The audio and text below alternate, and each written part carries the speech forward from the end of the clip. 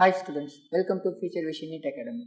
நம்ம இன்னைக்கு பார்க்க போகிற டாபிக் என்னென்னா ஃப்ரிக்ஷனை பற்றி பார்க்க போகிறோம். ஃப்ரிக்ஷன்னா தமிழ் எப்படின்னு சொல்லுவோம்னா உராய்வுன்னு சொல்லுவோம். முதல்ல ஃப்ரிக்ஷன்னா என்னென்னு ஒரு அவுட்லைன் கொடுத்துட்றேன், அதுக்கப்புறம் இருக்கிற எல்லா டாப்பிக்கும் இல்லை நம்ம ஃபர்தராக மூவ் பண்ணலாம். ஓகேங்களா? ஃப்ரிக்ஷனுங்கிறது நம்ம ஒரு வேலை செய்கிறோம்னா, நம்ம ஒரு இடத்துலேருந்து இன்னொரு இடத்துக்கு மூவ் பண்ணுறோம்னா, ஏதோ ஒரு வேற ஒரு பொருளை நகர்த்துறோம்னா அந்த ஒர்க்குக்கு ஆப்போஸ் பண்ணி ஒரு ஃபோர்ஸ் இருக்கும் அந்த சர்ஃபேஸில். ஓகேங்களா? பாயிண்ட் ஆஃப் கான்டாக்ட் இருக்கணும். ஒரு சர்ஃபேஸ்க்கு இன்னொரு சர்ஃபேஸ்க்கு நடுவில் கான்டாக்ட் இருக்கணும். கான்டாக்ட் இருக்கும் போது மோஷன் ஆஃப் த சிஸ்டம்க்கு ஆப்போசிட்டாக ஒரு ஃபோர்ஸ் ஆக்ட் ஆகும். ஓகேங்களா? அதுக்கு பேர் தான் ஃப்ரிக்ஷன் சொல்லுவோம். சிம்பிளாக சொல்லணும்னா, இப்படி ஒரு சர்ஃபேஸ் இருக்குது, அதில் நான் ஒரு ஃபோர்ஸ் எஃப்ங்கிற ஃபோர்ஸ், இது ஒரு ரஃப் சர்ஃபேஸ். ஓகேங்களா? Rough surface. ஓகேங்களா? அதில் இதுக்கு வரைக்கும் நம்ம பார்த்தது எல்லாமே ஸ்மூத் சர்ஃபேஸ் அப்படின்னு சொல்லியிருப்போம். ஓகேங்களா? அதாவது அந்த சர்ஃபேஸ்ல எந்த ஒரு ஃப்ரிக்ஷனுமே இருக்காது அப்படிங்கிற மாதிரி நம்ம கன்சிடர் பண்ணியிருப்போம். ஓகேங்களா? இப்போ இதுக்கு மேலே பார்க்க போகிறது எல்லாமே ஜஸ்ட் அந்த ஒரு சர்ஃபேஸில் ஃப்ரிக்ஷன் இருக்கிறதா நம்ம கன்சிடர் பண்ணுவோம். ஒரு ரஃப் சர்ஃபேஸில் எஃப்ங்கிற ஒரு ஃபோர்ஸ் நான் இப்படி அப்ளை பண்ணுறேன்னா, நான் அப்ளை பண்ணுறதுனால இந்த இடத்துல என்ன ஆகும், கன்ஃபார்ம் ஒரு ஆக்சலரேஷன் நடக்கும், இந்த டைரக்ஷனில் இருக்கும். ஓகேங்களா? அப்போ அதுக்கு ஆப்போசிட் டைரக்ஷனில் ஒரு ஃபோர்ஸ் ஆக்ட் ஆகும் அந்த சர்ஃபேஸில். அதுக்கு பேர் தான் என்னன்னா ஃப்ரிக்ஷன். ஓகேங்களா? ஃப்ரிக்ஷன் உராய்வு விசைன்னு நம்ம தமிழில் சொல்லுவோம். The force of friction is a parallel to the surface and opposite to the direction of motion. நான் சொன்ன மாதிரியே ஃப்ரிக்ஷன்ங்கிறது என்னது, இந்த ஃப்ரிக்ஷன் இந்த சர்ஃபேஸுக்கு பேரலாக இருக்கும். அந்த சர்ஃபேஸ்க்கு friction force is parallel to the surface. அந்த சர்ஃபேஸ்க்கு பேரலாக தான் ஆக்ட் ஆகும். ஓகேங்களா? ஜஸ்ட் பேரலாக தான் ஆக்ட் ஆகும். But opposite the direction of the motion. இந்த டைரக்ஷன்ல மோஷன் இருக்கு, ஆக்சலரேஷன் இந்த டைரக்ஷன்ல இருக்குன்னா அதுக்கு ஆப்போசிட் டைரக்ஷன்ல தான் என்ன இருக்கும், ஃப்ரிக்ஷன் இருக்கும். அதை நம்ம ஸ்மால் எஃப்ல நிறைய இடத்துல டினோட் பண்ணுவோம். ஓகேங்களா? Next type of friction.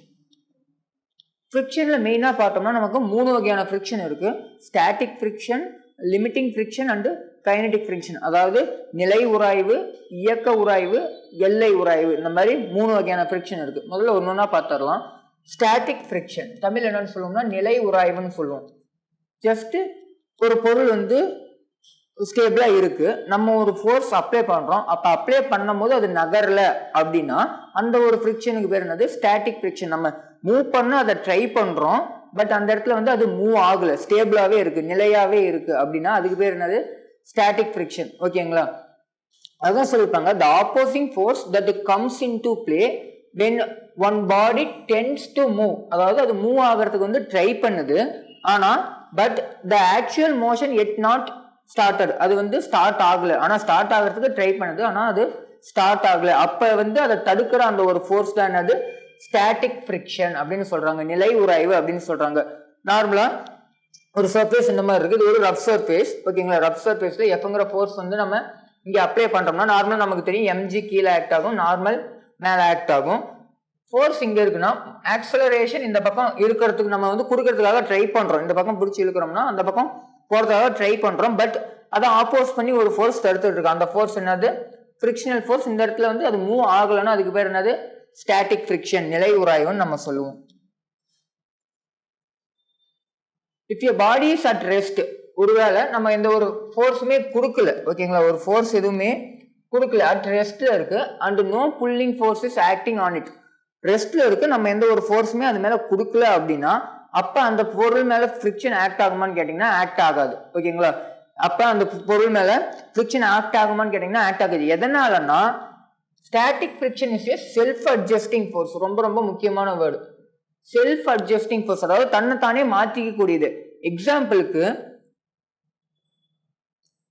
ஒரு பொருள் ஒரு 10 kg மாஸ்ல இருக்கு, நான் ஒரு 10 நியூட்டன் ஃபோர்ஸ் கொடுக்குறேன். ஓகேங்களா? எக்ஸாம்பிளுக்கு நான் ஒரு 10 நியூட்டன் ஃபோர்ஸ் கொடுக்குறேன். ஸ்டாட்டிக் ஃப்ரிக்ஷன், ஃப்ரிக்ஷன்ங்கிறது ஒன் ஆஃப் த ஃபோர்ஸ் தான். ஓகேங்களா? ஃப்ரிக்ஷன்ங்கிறது ஒன் ஆஃப் த ஃபோர்ஸ் தான். ஸ்டாட்டிக் ஃப்ரிக்ஷனோட வேல்யூ சொல்றதுக்கு முன்னாடி உங்களுக்கு லிமிட்டிங் ஃப்ரிக்ஷன் என்னன்னு தெரிஞ்சதான் இதை சொல்ல முடியும். லிமிட்டிங் ஃப்ரிக்ஷன்ங்கிறது ஒன்றும் இல்லை, இந்த ஸ்டாட்டிக் ஃப்ரிக்ஷனோட மேக்ஸிமம் பாயிண்ட். ஓகேங்களா? ஸ்டாட்டிக் ஃப்ரிக்ஷனோட மேக்ஸிமம் பாயிண்ட் நான் அதோட வேல்யூ ஒரு 50 நியூட்டன் இருக்குன்னு வச்சுக்கிறேன். லிமிட்டிங் ஃப்ரிக்ஷனோட வேல்யூ 50 நியூட்டன் இருக்கு அப்படின்னு நான் வச்சுக்கிறேன். ஓகேங்களா? லிமிட்டிங் ஃப்ரிக்ஷனோட வேல்யூ 50 நியூட்டன். இப்போ நான் ஒரு 10 நியூட்டன் கொடுக்குறேன்னா அந்த இடத்துல ஆப்போசிட்ல எவ்வளவு இருக்கு லிமிட்டிங் ஃபிரிக்ஷன், அதாவது ஸ்டாட்டிக் ஃபிரிக்ஷனோட அந்த மேக்ஸிமம் பாயிண்ட் எவ்வளவு இருக்கு 50 நியூட்டன் இருக்கு. ஆனா இந்த இடத்துல 50 நியூட்டனுமே ஆக்ட் ஆகுமான்னு கேட்டீங்கன்னா ஆக்ட் ஆகாது. இந்த பக்கம் நம்ம 10 கொடுத்தோம்னா இது இந்த பக்கமும் 10 தான் கொடுக்கும். ஒருவேளை இந்த பக்கம் அதிகமா இருந்தா ஆக்சலரேஷன் இந்த பக்கம் அதிகமா இருக்கும். 50 இந்த பக்கம் ஆக்ட் ஆகிருந்துச்சுன்னா நம்ம அந்த ஆக்சுவல் வேல்யூன லிமிட்டிங் ஃபிரிக்ஷனோட 50யுமே இந்த டைரக்ஷன்ல ஆக்ட் ஆகிருச்சுன்னா இது இந்த பக்கம் மூவ் ஆகிட்டு இருக்கும். ஆமாங்களா? ஆனா அப்படி நடக்கிறது இல்லை. அதனாலதான் சொல்லுவோம் இந்த ஸ்டாட்டிக் ஃபிரிக்ஷன் வந்து ஒரு செல்ஃப் அட்ஜஸ்டிங் ஃபோர்ஸ். நம்ம 10 கொடுத்தா 10 வரும், 20 கொடுத்தா 20 கொடுக்கும், 30 கொடுத்தா 30 கொடுக்கும், அந்த 50 கொடுத்தா 50 கொடுக்கும். 50க்கு மேல நம்ம கொடுக்கும் போது அது மூவ் ஆக ஆரம்பிக்கும். என்ன சொல்றேன்னு புரியுதுங்களா? அந்த 50க்கு மேல நம்ம ஒரு வேல்யூ கொடுத்தோம்னா ஃபிரிக்ஷனுக்கு அது மூவ் ஆக ஆரம்பிக்கும். இந்த இடத்துல ஏன்னா லிமிட்டிங் ஃபிரிக்ஷனோட வேல்யூ 50. ஓகேங்களா? நம்ம எவ்வளவு கொடுக்குறோமோ அதுக்கேற்ற அளவுக்கு திருப்பி வந்து சேம் அமௌண்ட் ஆஃப் ஃபோர்ஸ் கொடுக்கும். எந்த ஃபிரிக்ஷன்?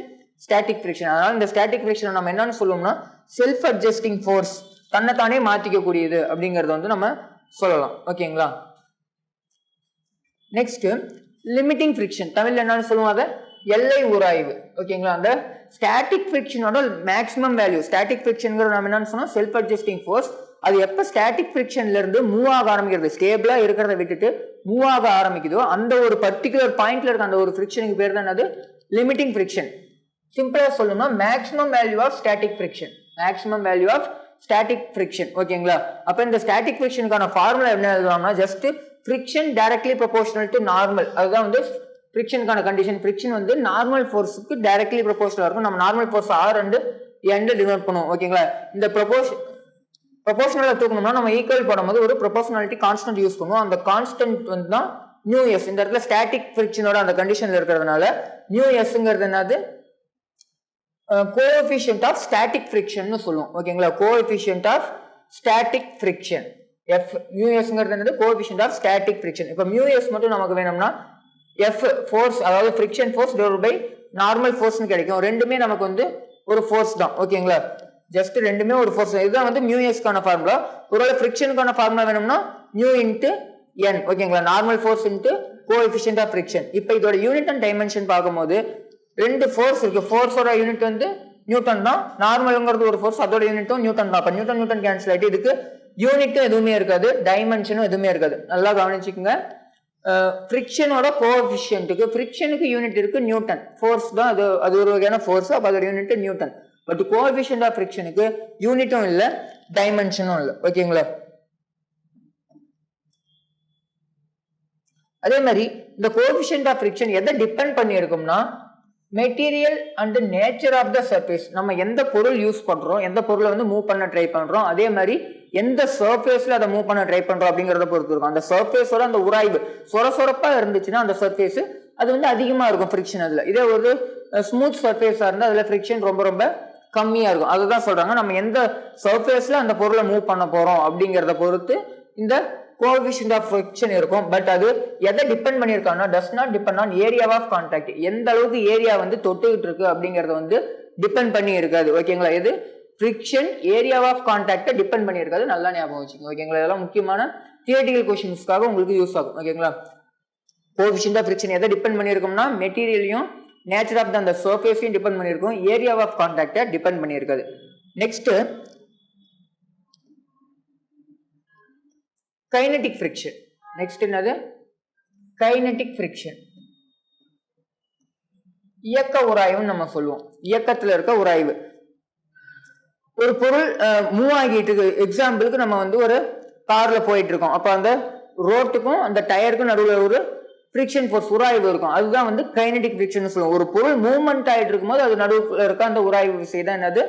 கைனடிக் ஃபிரிக்ஷன், இயக்க உராய்வுன்னு சொல்லுவோம். இந்த இயக்க உராய்வு வந்து நம்ம எவ்வளவு வேகம் போறோங்கிறது வந்து எப்பயுமே பொறுத்து இருக்காது. ஓகேங்களா? அது பர்டிகுலர் வேல்யூ, அது கான்ஸ்டன்டா தான் இருக்கும். ஒரு பர்டிகுலர் சர்ஃபேஸுக்கு அது கான்ஸ்டன்டா தான் இருக்கும். நம்ம எவ்வளவு வேகம் பண்ணாலும் அந்த சர்ஃபேஸ் அந்த பொருள் மேல கொடுக்குற அந்த ஃபிரிக்ஷனல் ஃபோர்ஸ் கான்ஸ்டன்டா தான் இருக்கும். ஓகேங்களா? இப்ப நம்மளே நடக்கிறோம் அப்படின்னா நம்ம வந்து ஒரு பர்டிகுலர் ஃபோர்ஸ் வந்து அந்த தரைக்கு கொடுப்போம். ஓகேங்களா? அதை ஆப்போஸ் பண்ணி அந்த தரை நமக்கு வந்து ஒரு பர்டிகுலர் ஃபோர்ஸ் கொடுக்கும். ஓகேங்களா? அதுதான் வந்து ஃபிரிக்ஷன். கைனடிக் ஃபிரிக்ஷனுக்கு ஒரு எக்ஸாம்பிள்னு சொல்லலாம். If the body is in motion the friction opposing the motion. மோஷன்ல இருக்க ஒரு பொருளோட மோஷனை ஆப்போஸ் பண்ற ஒரு ஃபோர்ஸ் தான் என்னது? Kinetic friction. ஓகேங்களா? அப்ப முன்ன எழுதுன மாதிரியே தான் எஃப் எதுக்கு டைரக்ட்லி ப்ரொபோஷனலா இருக்கும், இந்த இடத்துல ஃபிரிக்ஷனல் ஃபோர்ஸ் நார்மலுக்கு டைரக்ட் ப்ரொபோஷனலா இருக்கும். கைனடிக் ஃபிரிக்ஷன்னால கேங்கிற சிம்பிள் யூஸ் பண்ணியிருக்கேன். அப்போ fk equal to mu K into n. அந்த ப்ரொபோஷனாலிட்டி எடுக்கணும்னா நமக்கு ஒரு ஈக்குவலிட்டி போட்டு ஜஸ்ட் ஒரு கான்ஸ்டன்ட் ஆட் பண்ணுவோம். இந்த இடத்துல ஆட் பண்ற அந்த கான்ஸ்டன்ட் வந்து மியூ கே, அதாவது கோஎஃபிஷியன்ட் ஆஃப் கைனடிக் ஃபிரிக்ஷன். ஓகேங்களா, மியூ கேங்கிறது கோஎஃபிஷியன்ட் ஆஃப் கைனடிக் ஃபிரிக்ஷன். இதுவும் எதை தான் டிபெண்ட் பண்ணியிருக்கும்? Nature of the surface in கான்டாக்டை தான் டிபெண்ட் பண்ணியிருக்கும். ஓகேங்களா, kinetic friction is always lesser than limiting friction. Limiting friction தான் இருக்கிறதுல மேக்ஸிமம் வேல்யூ. ஓகேங்களா, இப்போ நம்ம பார்த்த ஃபிரிக்ஷன்ல லிமிட்டிங் ஃபிரிக்ஷன் தான் எதுக்கு மேக்ஸிமம் வேல்யூவா இருக்கும். அந்த மேக்ஸிமம் வேல்யூ ஆஃப் ஃபிரிக்ஷன் எந்த இடத்துல இருக்கும்னா லிமிட்டிங் ஃபிரிக்ஷன் தான் இருக்கும். அதுக்கப்புறம் கைனடிக் ஃபிரிக்ஷனுக்கு போயிடுச்சுன்னா அது கம்மியாக தான் இருக்கும், அதோட வேல்யூ பர்டிகுலர் கம்மியாக தான் இருக்கும். அப்போ கைனடிக் ஃபிரிக்ஷன் லிமிட்டிங் ஃபிரிக்ஷனோட ரொம்ப கம்மியாக இருக்கும். Kinetic friction less than limiting friction. அப்போ கோஎஃபிஷியன்ட்ல எழுதும் போது coefficient of kinetic friction less than coefficient of static friction. அந்த ஸ்டாட்டிக் ஃபிரிக்ஷனோட அந்த ஃபைனல் பாயிண்ட் தான் அது நம்ம லிமிட்டிங் ஃபிரிக்ஷன் சொல்லுவோம். ஓகேங்களா,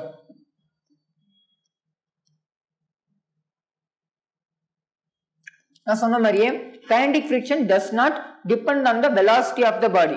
ஓகேங்களா, நம்ம எவ்வளவு வேகம் போறோங்கிறத பொறுத்து இந்த கைனடிக் ஃபிரிக்ஷன் மாறாது எப்பயுமே. ஓகேங்களா, நம்ம எந்த சர்ஃபேஸ்ல போறோமோ அந்த சர்ஃபேஸையும் நம்ம மூவ் பண்ற அந்த பொருளையும் மட்டும்தான் டிபெண்ட் பண்ணிருக்கோம் இல்லையா. நம்ம எவ்வளவு வேகம் போறோங்கிறத பொறுத்து அந்த சர்ஃபேஸ் அந்த பொருளுக்கு கொடுக்குற அந்த ஃபிரிக்ஷன் வந்து மாற போறது இல்லை. ஓகேங்களா, types of kinetic friction. Kinetic ஃபிரிக்ஷன்லயே ரெண்டு வகையான டைப் இருக்கு. ஓகேங்களா, ஃபர்ஸ்ட் என்னன்னா ஸ்லைடிங் ஃபிரிக்ஷன் சொல்லுவோம். ஓகேங்களா, ஸ்லைடிங் ஃபிரிக்ஷன் தமிழ்ல வந்து நெகிழ் உராய்வு.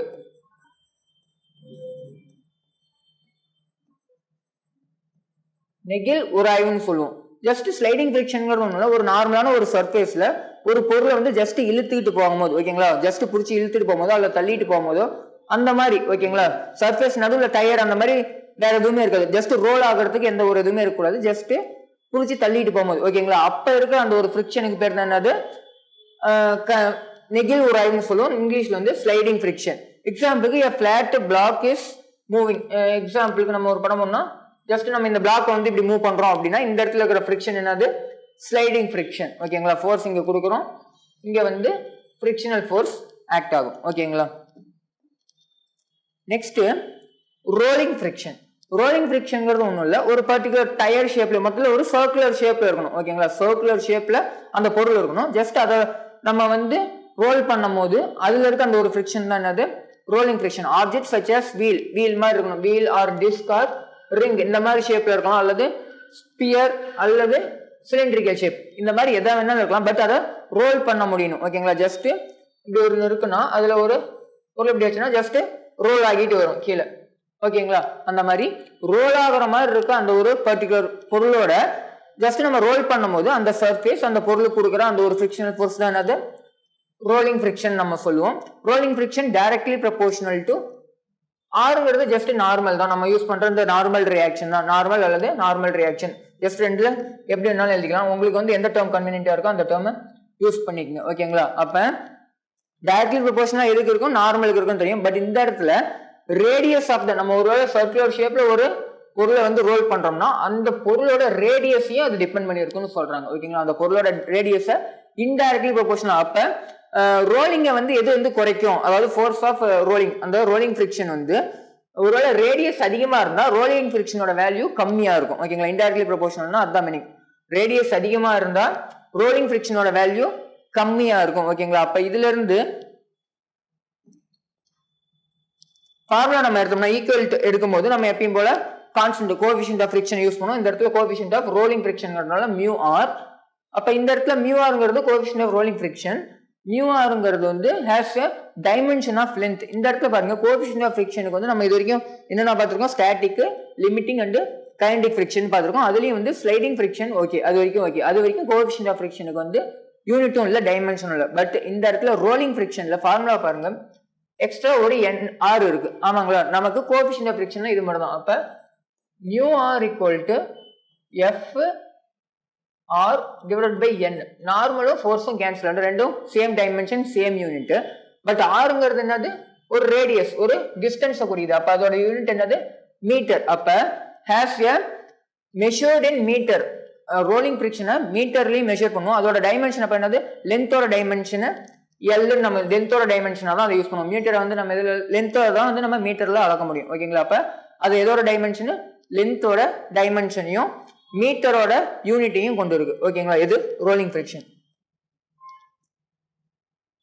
இப்போ நம்ம பார்க்கறது வந்து 3 ஃபோர்ஸ் வைக்கும் ஓகேங்களா. 3 வகையான ஃப்ரிக்ஷனை வச்சு நம்ம வந்து எந்த ஃப்ரிக்ஷன் பெருசு எந்த ஃப்ரிக்ஷன் சின்னது அந்த மாதிரி ஏதோ கொஸ்டின் கேட்டாங்கன்னா என்னென்ன ஃப்ரிக்ஷன் இருக்கு, கோஎஃபிஷியன்ட் ஆஃப் ஃப்ரிக்ஷன் வச்சு எழுதும்போது kinetic friction, limiting friction and rolling friction ஓகேங்களா. இந்த மாதிரி 3 இருக்கு ஓகேங்களா. இதில் எது பெருசு எது சின்னதுன்னா நமக்கு தெரியும்.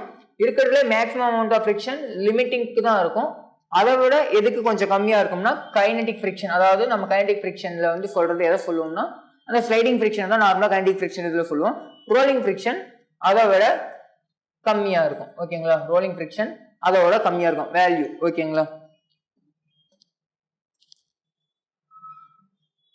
Next graph between applied force and force of friction.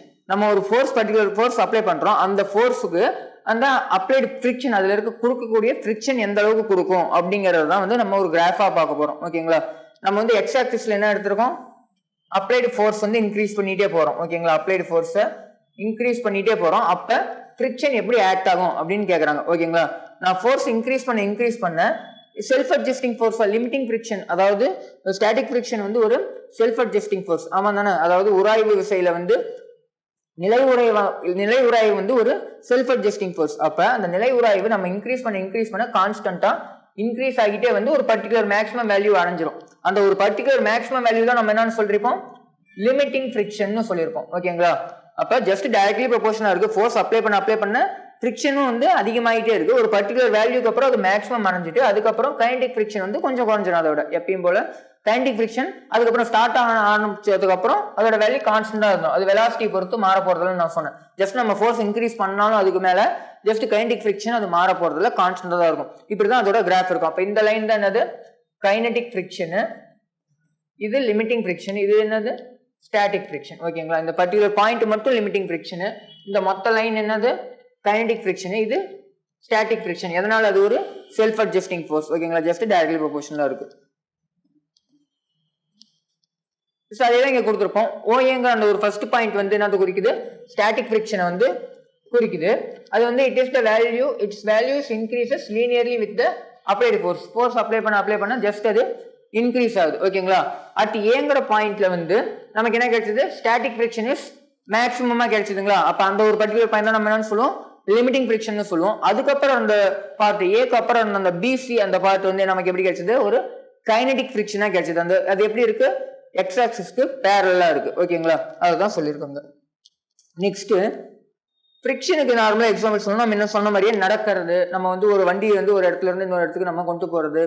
அப்புறம் வேற என்ன சொல்லணும்னா பிரேக் வந்து பெஸ்ட் எக்ஸாம்பிளா சொல்லலாம். ஜஸ்ட் பிரேக் வந்து எதனால நடக்குது, ஃப்ரிக்ஷன். அந்த டயருக்கும் அந்த நம்ம வண்டியில சைக்கிள்ல போறோம்னா அந்த சைக்கிள்ல இருக்க அந்த ஒரு கட்டமா இருக்கும் ஓகேங்களா. அந்த பிரேக்குக்கும் ஜஸ்ட் பிரேக் பிடிக்கும் போது அது வந்து அந்த டயர்ல உரசி தான் வந்து அதை நிறுத்தும், அந்த வெஹிக்கிள் வந்து நிறுத்தும் ஓகேங்களா. அப்ப அந்த பிரேக்ல யூஸ் பண்ணலாம். வேற எங்க யூஸ் பண்ணலாம்னா ஜஸ்ட் நம்ம ரைட் பண்றதே வந்து உராய்வு, ஜஸ்ட் தொட்டாதான் அது வந்து எங்கு கீழே வரும். கேப்லரி ஃப்ளோன்னு இன்னொரு மெத்தட் இருக்கு. ஜஸ்ட் அதோட பிரின்சிபல் என்னது, எழுதுறதுக்கு வந்து கேப்லரி ஃப்ளோ, பட் தொடர்றதுங்கிறது வந்து உராய்வை டிபெண்ட் பண்ணி தானே இருக்கு ஃபர்ஸ்ட். அப்ப இந்த ரைட்டிங்கும் எதை டிபெண்ட் பண்ணி தான் இருக்கு, உராய்வை டிபெண்ட் பண்ணி தான் இருக்கு. அதே மாதிரி இந்த சர்ஃபேஸ்ல இல்லை எந்த இடத்துல இருந்தாலும் சரி, ஒரு இடத்துல இன்னொரு இடத்துக்கு மூவ் ஆகணும்னா ஜஸ்ட் நமக்கு என்ன தேவை, ஃப்ரிக்ஷன் இருந்தால் தான் முடியும் ஓகேங்களா. Any motion in the surface of the earth depends on friction ஓகேங்களா. ஒரு சர்ஃபேஸ்ல நீங்க நகரணும் அப்படின்னா வந்து அந்த இடத்துல உங்களுக்கு ஃப்ரிக்ஷன் இருந்தால் தான் நகர முடியும் ஓகேங்களா.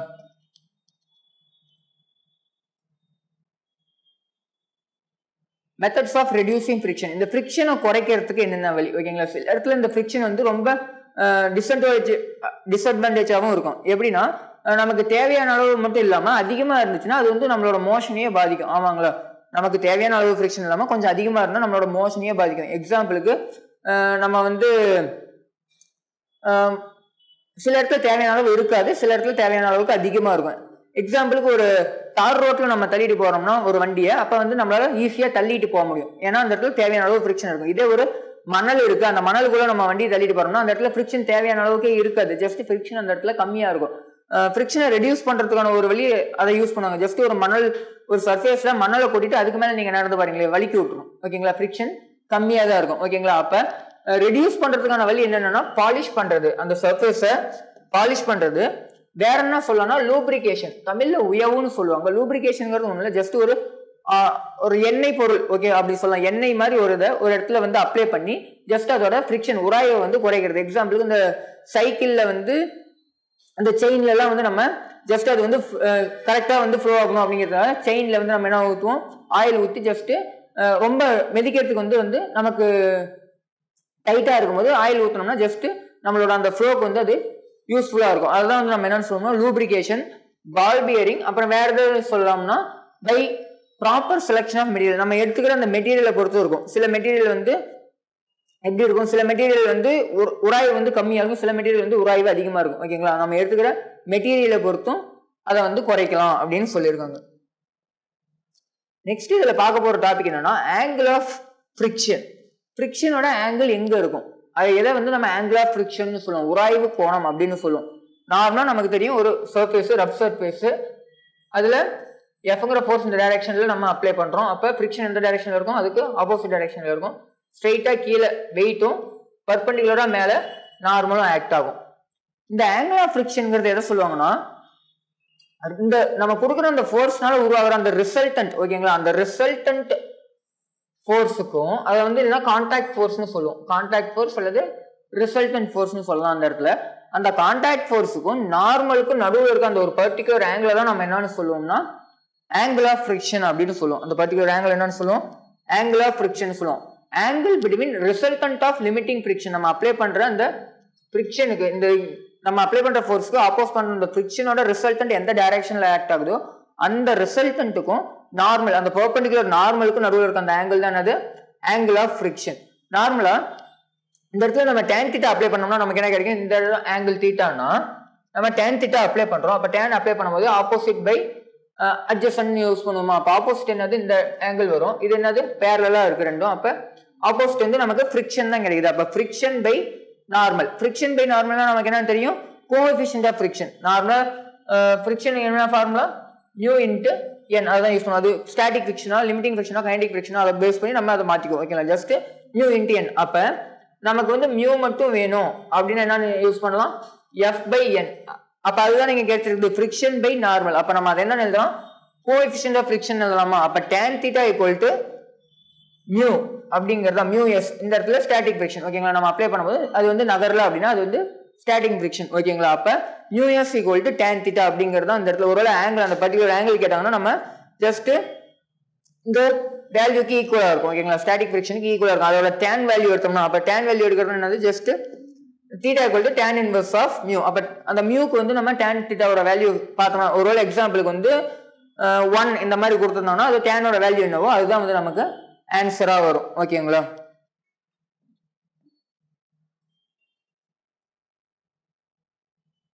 coefficient of static friction is equal to the tangent of the angle. நம்ம இப்ப பார்த்த மாதிரி தான் coefficient of static friction எதுக்கு ஈக்குவலா இருக்கு, coefficient of static friction is equal to tangent of the angle of friction. ஓகேங்களா, இதோட resultant force, அந்த resultant force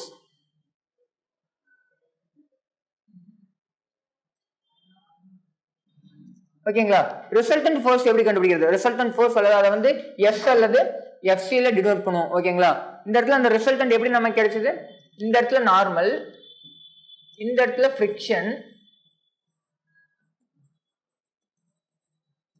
நமக்கு ரிசல்டன்ட் இங்க கிடைச்சது. அப்ப நம்ம என்ன பண்ணுவோம், இப்போ ஒரு ரெண்டு வெக்டர் இருக்கு, இது ஃப்ரிக்ஷனுங்கிற ஒரு ஃபோர்ஸ், நார்மல்ங்கிற ஃபோர்ஸ், ரெண்டு ஃபோர்ஸ்க்கு நடுவுல ஒரு ரிசல்டன்ட் ஃபோர்ஸ் இருக்கு. அப்ப நம்ம என்ன பண்ணுவோம், ஜஸ்ட் அதோட ரிசல்டன்ட் எடுக்கிற மாதிரி தான். ஓகேங்களா, அப்ப இந்த ஒரு ஃபோர்ஸ் வந்து ஃப்ரிக்ஷன் ஃபோர்ஸ், இன்னொரு ஃபோர்ஸ் நார்மல் ஃபோர்ஸ், ஜஸ்ட் ரெண்டுத்தையும் ஸ்கொயர் பண்ணிட்டு அதை ஸ்கொயர் ரூட் எடுப்போம். அப்ப ஃப்ரிக்ஷனுக்கான ஃபார்முலா மியூ இன்ட்டு என் எழுதலாம். ஃப்ரிக்ஷனோட ஃபார்முலா என்னது, மியூ இன்ட்டு என்.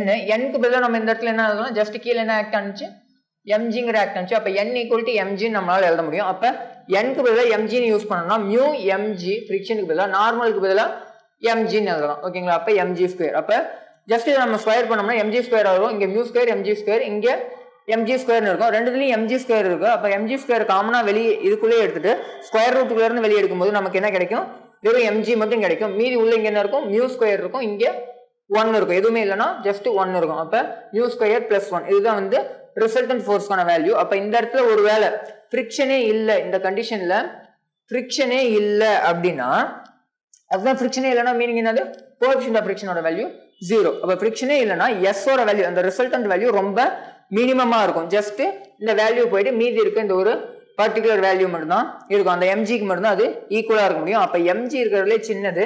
அதுக்கப்புறம் அது வந்து S ஓட வேல்யூ வந்து S ஓட அது கம்மியா இருக்கும். இல்லைன்னா S ஓட அதிகமா வேணும்னா நமக்கு என்ன வேணும்? ஜஸ்ட் இந்த ஃபார்முலா நம்ம யூஸ் பண்ண இந்த ஃபார்முலா ஜஸ்ட் அந்த ஒரு கண்டிஷன். ஓகேங்களா? Next angle of repose. Angle of ரீபோஸ்ங்கிறது ஒன்றும் இல்லை. ஆங்கிள் இப்போ நம்ம பார்த்த அந்த லிமிட்டிங் ஃபிரிக்ஷன் அந்த ஃபிரிக்ஷனோட ஆங்கிள் மாதிரி தான், கோஎஃபிஷியன்ட் ஆஃப் ஃபிரிக்ஷனோட அந்த ஆங்கிள் மாதிரியே தான். ஜஸ்ட் ஒரு பொருள் வந்து ஒரு இன்க்ளைன்டு பிளேன்ல வச்சிருக்கோம். இப்போ எப்படி இருக்கு? ஒரு இன்க்ளைன்டு பிளேன்ல இருக்கு. அப்போ இந்த இன்க்ளைன்டு பிளேன்ல இருந்து ஒரு பொருளை வந்து நம்ம ஆங்கிளை இன்க்ரீஸ் பண்ண அது வந்து ஃபர்ஸ்ட் வந்து இப்படி இருக்குன்னு வச்சுக்கலாம். ஓகேங்களா? ஒரு பர்டிகுலர் ஆங்கிள் இருக்கு, அது வந்து கீழே சரியில்லை. ஒரு பர்டிகுலர் ஆங்கிள் இன்க்ரீஸ் பண்ண ஒரு பர்டிகுலர் ஆங்கிள் அது வந்து சரிய தொடங்கும். ஓகேங்களா? அந்த ஒரு பர்டிகுலர் ஆங்கிளை தான் நம்ம என்ன சொல்லணும்னா angle of repose. ஓகேங்களா?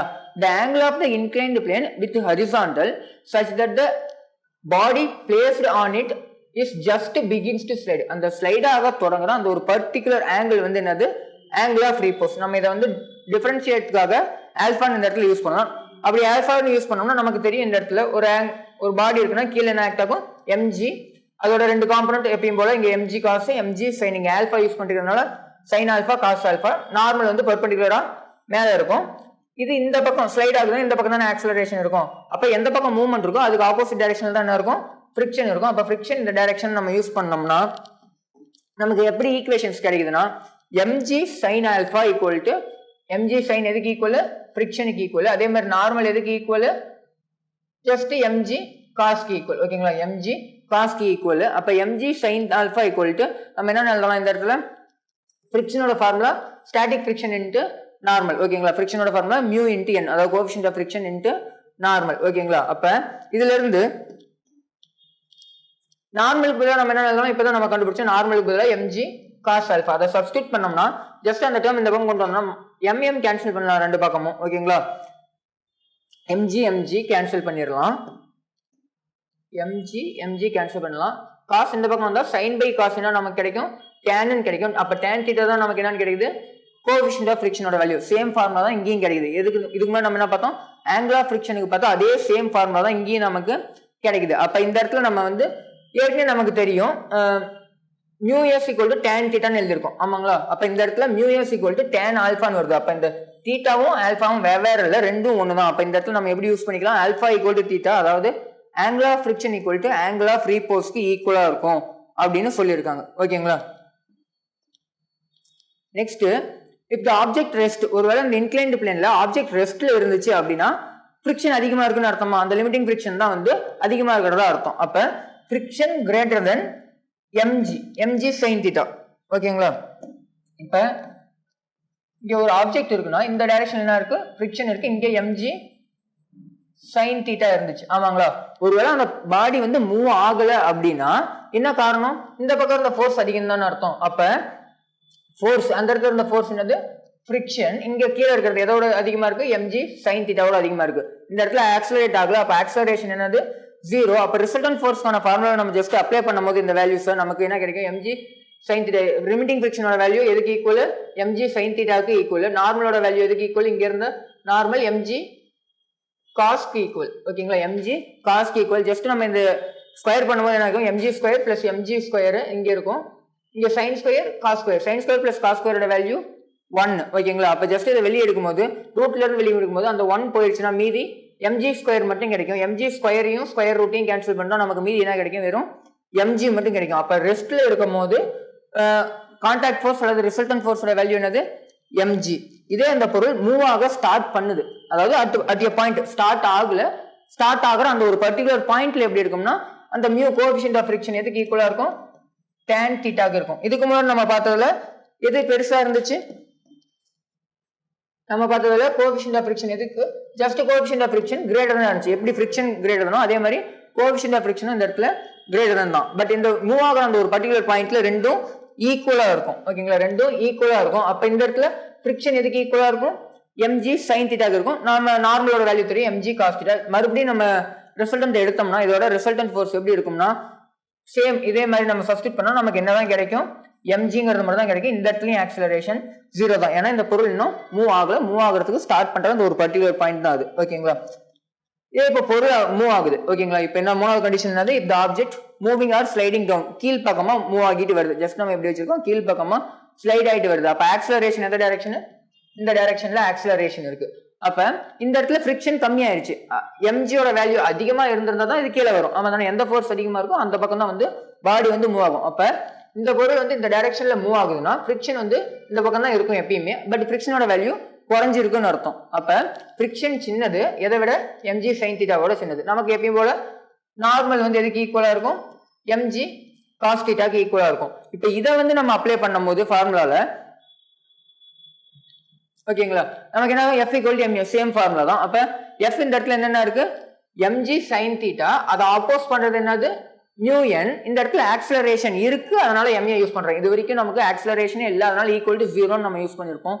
இப்ப ஆக்சிலரேஷன் இருக்கு, அதனால f = ma அப்ளை பண்ணும்போது இந்த பக்கம் இருக்கிறது நெட் ஃபோர்ஸ் = ma. ஜஸ்ட் நம்ம இதை வந்து மாடிஃபை பண்ணோம்னா நமக்கு ஆக்சிலரேஷனுக்கான ஃபார்முலா ஜஸ்ட் எல்லா டேர்ம்லயும் mm கேன்சல் ஆயிரும். ஓகேங்களா, mm கேன்சல் ஆயிட்டு n க்கு பதிலா நான் இந்த இடத்துல mg cos θ அப்ளை பண்ணிருக்கேன், அவ்வளவுதான். ஓகேங்களா, m கேன்சல் ஆயிட்டு மீதி a க்கு பதிலா நமக்கு என்ன கிடைக்கும், g sin θ minus mu g cos θ கிடைக்கும். நம்ம இதுக்கு நம்ம ரிசல்டன்ட் எடுத்தோம்னா ஃபிரிக்ஷனை நம்ம எப்படி எழுதலாம், ஃபிரிக்ஷன் அண்ட் நார்மல், இதுதான் நம்ம ரிசல்டன்ட் ஃபோர்ஸ். ஃபிரிக்ஷன் வந்து mu × n, நார்மல் n, ரெண்டுலயும் நார்மல் காமனா இருக்கு. அப்ப நார்மல் ஸ்கொயர் வெளியே எடுத்துட்டா 1 பிளஸ் இந்த இடத்துல 1 மட்டும் இருக்கும், இந்த இடத்துல mu ஸ்கொயர் இருக்கும். அப்ப 1 பிளஸ் mu ஸ்கொயர் அப்படின்னு எழுதலாம். அப்ப இந்த n க்கு நம்ம என்ன எழுதலாம், mg cos θ 1 plus mu square. Resultant value எப்படி எழுதலாம். இதே அந்த பொருள் ஸ்லைடிங் அதே கண்டிஷன்ல மேல போகுது. ஓகேங்களா, ஆக்சிலரேஷன் எந்த டைரக்ஷன்ல இருக்கு, மேல போகுது. நம்ம கீழே தான் வச்சிருக்கோம், பட் அது ஆனா மேல போகுது. இல்லை நம்ம ஒரு எக்ஸ்ட்ரா ஃபோர்ஸ் கொடுத்து அதை வந்து தள்ளுறோம் அப்படின்னா ஃபிரிக்ஷன் எந்த டைரக்ஷன்ல ஆக்ட் ஆகும், இப்ப ஆக்சிலரேஷன் இந்த பக்கம் இருக்குன்னா அதுக்கு ஆப்போசிட் டைரக்ஷன்ல தான் ஃபிரிக்ஷன் ஆக்ட் ஆகும். ஓகேங்களா, மற்ற காம்பனன்ட்ஸ் எப்பயும் போல மாற போறது இல்லை. ஓகேங்களா, அது mg கீழே தான், இந்த இடம் நார்மல், இங்க mg sin θ, இங்க mg cos θ. இப்ப நம்ம அப்ளை பண்ணும் போது என்னதான் இருக்கும், mg sin θ plus mu n கிடைச்சிடும். ஏன்னா இந்த இடத்துல நமக்கு என்ன இருக்கு, mg sin θ பக்கத்திலேயே ஃபிரிக்ஷன் இருக்கு. ஓகேங்களா, அப்ப mg sin θ plus friction equal to அந்த ஆக்சிலரேஷன் m × a. ஓகேங்களா, அப்ப இதை நம்ம சால்வ் பண்ணோம்னா ஜஸ்ட் m சேமா இருக்கு, கேன்சல் பண்ணிடலாம். ஓகேங்களா, m சேமா இருக்கு, கேன்சல் பண்ணிடலாம். கேன்சல் பண்ணிட்டா மீதி உங்களுக்கு a மட்டும் வேணும் அப்படின்னா a = g sin θ plus mu g cos θ அப்படின்னு கிடைக்கும். ஓகேங்களா, இப்ப நம்ம பார்த்த இந்த 4 கண்டிஷன்லயும் ஃபர்ஸ்ட் ஆக்சிலரேஷனே இல்லைன்னா என்ன, எது அதிகமா இருக்கும், ஃபிரிக்ஷன் அதிகமா இருக்கும். ஆக்சிலரேஷன் இருந்துச்சுன்னா எது அதிகமா இருக்கும், எந்த ஃபோர்ஸ் வந்து ஆக்சிலரேஷனுக்கு காரணமோ அந்த ஃபோர்ஸ் அதிகமா இருக்கும், எதை விட ஃபிரிக்ஷனோட. ஓகேங்களா, நெக்ஸ்ட் கிளாஸ்ல வந்து ஃபிரிக்ஷனை பத்தி இன்னும் கொஞ்சம் டீடைலா பார்த்துட்டு, ஃபிரிக்ஷனோட நிறைய கண்டிஷன்ஸ் இருக்கு, அதை டீடைலா பார்த்துட்டு ஃபர்தரா மூவ் பண்ணுவோம். ஓகேங்களா, தேங்க்யூ. டிஎன்பிஎஸ்சி டெட் நியமன தேர்வு, PC, SI, TRB, agri, forest, railway போன்ற அனைத்து போட்டித் தேர்வுகளுக்கும் நேரடி மற்றும் ஆன்லைன் வகுப்புகள் ஆரம்பம். அனைத்து போட்டித் தேர்வுகளுக்கும் ஸ்டடி மெட்டீரியல் கிடைக்கும். நேரடி மற்றும் போஸ்டல் டெஸ்ட் பேட்ச் வசதியும் உண்டு. தொடர்புக்கு future vision study centre, Salem. Contact 9042030163. Future Vision Study Center, SKS Hospital Road, opposite to Hotel Lakshmi Prakash, near New Bus Stand, Salem. Cell 90420 30163.